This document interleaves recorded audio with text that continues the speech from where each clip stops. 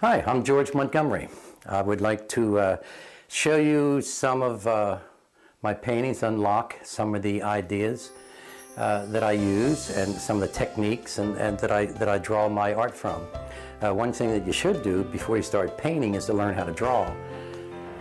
I have a sketchbook here that I got at Borders, and in here I will do drawings. Like here's a study of a horse and some dogs.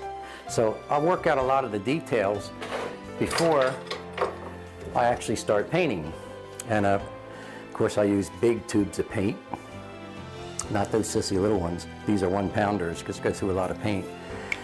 And I'll use brushes like a nice big flat and some small flats. Then if I want to make a small skinny line, I'll turn the brush sideways and make a line or a mass, or I can scrub in a large area with this one. Another tool I use, and this is my favorite mixing palette, knife. I'll actually paint with this knife. And I'll show you some palette paintings, and I'll show you some brush paintings. Behind me is painting of Paris. Now this painting I copied from Calibo. Now this was only an underpainting, and I took it to its completion. This is old Paris, this is new Paris. Paris had a fire back in the 18th century, and a lot of this Paris was burned out. So when they rebuilt Paris, they put in this magnificent hotel, big long streets with circles. This is the old Paris, the old part of the buildings. I added some shop windows showing strollers, shopping for hats, and that sort of thing. But you can see I used yellow and purple as opposites. Now that's the color theory in Impressionists. They like to use opposite color combinations. You can paint or draw from anything, from photographs to somebody else's painting, to nature, go on location. But once you decide what you're going to paint, you simply draw it out. You can use pencil and color it in with oil paint, or you can paint with a brush. I do a little bit of both. A lot of times I'll make a drawing and scale it up using string on the canvas to create a grid pattern so that I get everything into the proper proportion.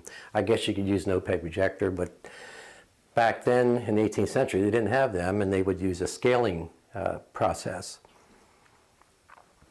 The Impressionists like to capture things at the moment. They would paint quickly, they would splash in color, and then maybe later perfect it or not, it doesn't really matter. It's more capturing what's going on at the moment. Calibo was a beneficiary to many Impressionists. He bought many of their paintings and kept food on the table for them. So yes, he had quite a collection. They're still in his collection. He never quite acquired the same degree of painting excellence as the other masters.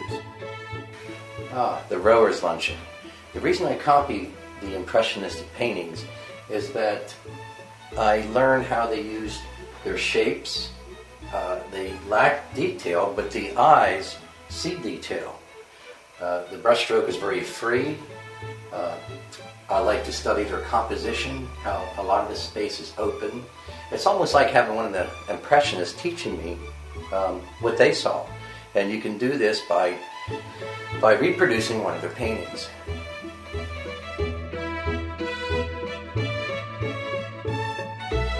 This is a very large painting. It's about 6 feet high. I like this Impressionistic painting because it shows the flat shapes next to shapes that have detail. The way the people are grouped, the way the Impressionistic colors work. Blue versus the yellows, red versus the greens, and of course the very primary color, yellow and red, are rather exciting. But Impressionists paint the impression of the event.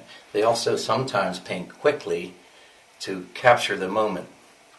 I had a chance to take a long time to do this painting and work out some of the details, and I put myself into this painting, even though I copied it from one of the impressionists. I added extra people for groupings, and I learned from them, but then I also put myself into it. This is a painting of my niece. She's only 7 years old right now, but I painted her as a future painting, as what she would look like when she was 13. The French Impressionists have influenced me in this painting in that I'm using opposite colors, purples, skin tone. Skin tone has purple shadows, warm highlights, and I put some detail into this, as you can see in the face. And I'm using a yellow head area with a bonnet of purple and yellow, which is very impressionistic.